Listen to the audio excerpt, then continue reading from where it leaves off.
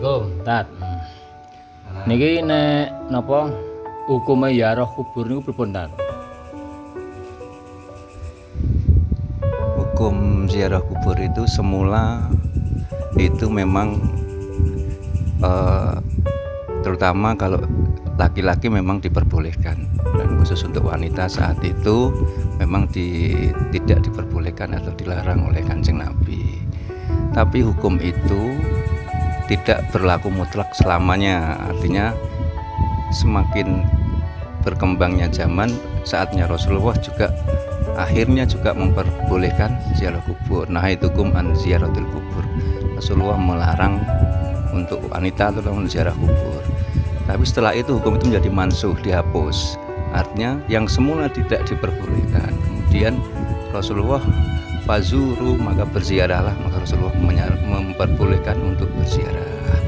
Nah, terutama wanita, karena memang wanita itu kan kecenderungan untuk meratap, menangis terlalu berlebihan itu kan dilarang, nihayah itu kan dilarang.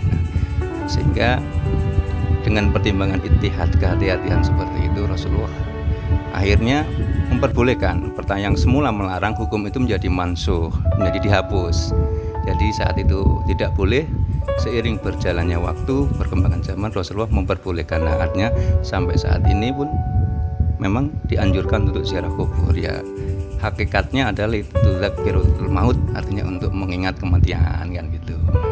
Sebetulnya itu intinya, esensinya ziarah kubur itu untuk mengingat kematian, karena banyak iktibar ketika kita ziarah kubur, banyak pelajaran yang bisa diambil ketika kita ziarah kubur. Ya, salah satunya mengingat kematian.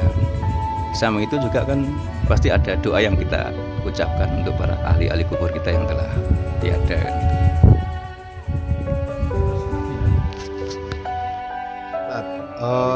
Di tempat saya kebanyakan itu untuk perempuan untuk mengantar mayit ke kubur tidak diperbolehkan. Itu alasannya bagaimana?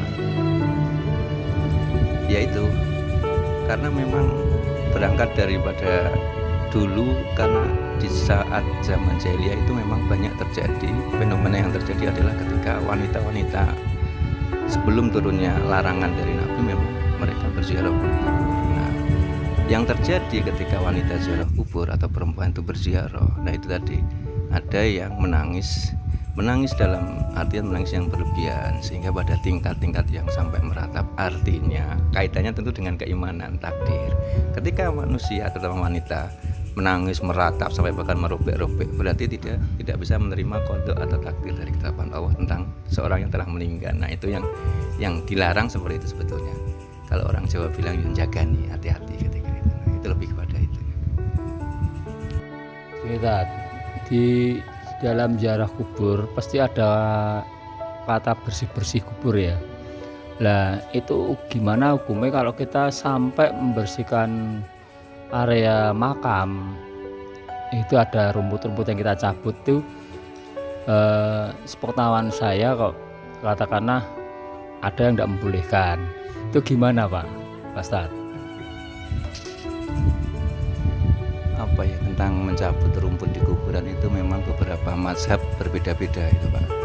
Ada yang mazhab kalau tidak salah Syafi'i atau apa, memang tidak diperbolehkan untuk mencabut rumput yang masih segar di dalam atau di atas tanah kuburan, karena ulama itu berpendapat kenapa tidak diperbolehkan, karena rumput itu juga bertasbih mendoakan terhadap orang yang ada di dalam kubur. Nah, sehingga itu ulama ya, bukan hadis Nabi. Nah, sehingga ada yang berpegangan berpedoman pada itu, ya monggo sah-sah saja. Tapi ketika fenomena yang terjadi kok rumputnya serimbun ini dan tidak terjaga tentang kerapiannya, maut ya sudah ini ya mau dirapikan saja. Sebetulnya dicabut pun juga tidak masalah. Itu hanya pendapat beberapa imam mazhab ya, beda-beda, ada yang memperbolehkan, ada yang tidak memperbolehkan. Ya, karena itu yang tidak memperbolehkan, karena rumput itu juga bertasbih, dia akan mendoakan ruh yang ada